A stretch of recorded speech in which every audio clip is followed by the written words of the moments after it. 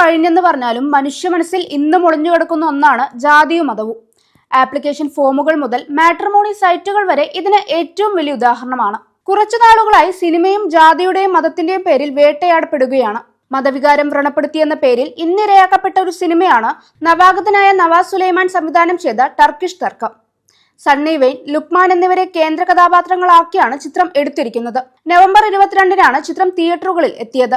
ഒരു പള്ളിയും അവിടെ നടക്കുന്ന ഖബറടക്കവുമായി ബന്ധപ്പെട്ടുണ്ടാകുന്ന ചില തർക്കങ്ങളാണ് ചിത്രത്തിൽ കാണിക്കുന്നത്. ഖബറിൽ മൂടപ്പെട്ട ഒരു യുവാവിന്റെ ജീവിതത്തിലൂടെയാണ് കഥ പറയുന്നത്. ആ യുവാവ് ആരായിരുന്നു എന്നുള്ളതല്ല, മരണത്തിന് ശേഷം ആ യുവാവ് ആരായി മാറുന്നു എന്ന രീതിയിലാണ് സിനിമ നീങ്ങുന്നത്.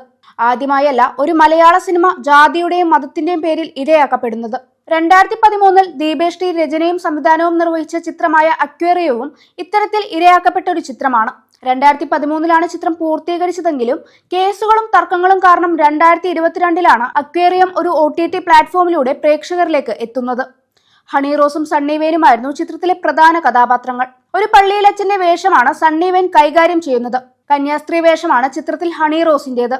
ഒരു ചെറിയ കോൺവെന്റിലെ കന്യാസ്ത്രീകളുടെ ജീവിതത്തെ ചുറ്റിപ്പറ്റിയാണ് കഥ. ഒരു പുതിയ കന്യാസ്ത്രീ കോൺവെന്റിലേക്ക് ചേരുന്നതോടെയാണ് കഥ ആരംഭിക്കുന്നത്. മഠത്തിലെ മറ്റു കന്യാസ്ത്രീകൾ ഉപേക്ഷിച്ച ഒരു കന്യാസ്ത്രീയെ അവർ പരിപാലിക്കുന്നു. തുടർന്നുണ്ടാകുന്ന സംഭവങ്ങളിൽ ഇവർ ആകെ അസ്വസ്ഥയാകുന്നു. ആ സമയം ഒരു പുരോഹിതൻ അവർക്ക് മാനസിക പിന്തുണയുമായി എത്തുന്നു. വൈദികനും കന്യാസ്ത്രീയുമായുള്ള ഈ ബന്ധം മറ്റു പല കന്യാസ്ത്രീകളും തെറ്റിദ്ധരിക്കുന്നു. ഈ സംഭവ വികാസങ്ങളിലൂടെയാണ് കഥ പുരോഗമിക്കുന്നത്. ഇതിൽ മതവികാരം വ്രണപ്പെടുത്തിയെന്ന് ആരോപിച്ച് 2 കന്യാസ്ത്രീകൾ കേരള ഹൈക്കോടതിയിൽ നൽകിയ കേസിനെ തുടർന്നാണ് ചിത്രം റിലീസ് തടഞ്ഞുവെച്ചത്. ഫഹദ് ഫാസിലിനെ കേന്ദ്ര കഥാപാത്രമാക്കി അൻവർ റഷീദ് സംവിധാനം ചെയ്ത ട്രാൻസിലും സമാന രീതിയിലുള്ള സംഭവങ്ങൾ ഉണ്ടായിരുന്നു. മതവികാരം വ്രണപ്പെടുത്തുന്ന 17 മിനിറ്റ് സീക്വൻസ് വെട്ടിക്കുറക്കാൻ നിർമ്മാതാവ് അൻവർ റഷീദ് തയ്യാറാകാത്തതിനാൽ തിരുവനന്തപുരത്തെ regional central board of film certification മുംബൈയിലെ റിവൈസിംഗ് കമ്മിറ്റിക്ക് ചിത്രം റെഫർ ചെയ്തു. ഒരു പാസ്റ്ററിന്റെ കഥ പറയുന്ന ചിത്രം ഈ ഒരു മതവിഭാഗത്തിൽ സംഭവിക്കുന്ന ചില കാര്യങ്ങളെ തുറന്നു കാണിക്കുന്നു. മതത്തെ അന്ധമായി വിശ്വസിച്ച് മതം പറയുന്നതെല്ലാം മാത്രം പ്രവർത്തിക്കുന്ന വിനായകന്റെ കഥാപാത്രവും ഏറെ പ്രേക്ഷക ശ്രദ്ധ നേടിയിരുന്നു.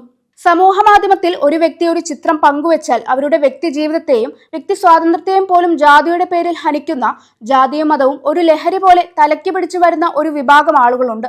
ഇവരോട് പറയാനുള്ളത് ഒന്ന് മാത്രമാണ്: ഇത് ഒരു സിനിമയാണ്. സിനിമയുടെ തുടക്കത്തിൽ കാണിക്കുന്നത് പോലെ തന്നെ ഈ കഥ തികച്ചും സാങ്കല്പികം മാത്രം. ജീവിച്ചിരിക്കുന്നവരും മരിച്ചവരുമായോ ഇതിലെ കഥയ്ക്കും കഥാപാത്രങ്ങൾക്കും യാതൊരു ബന്ധവുമില്ല.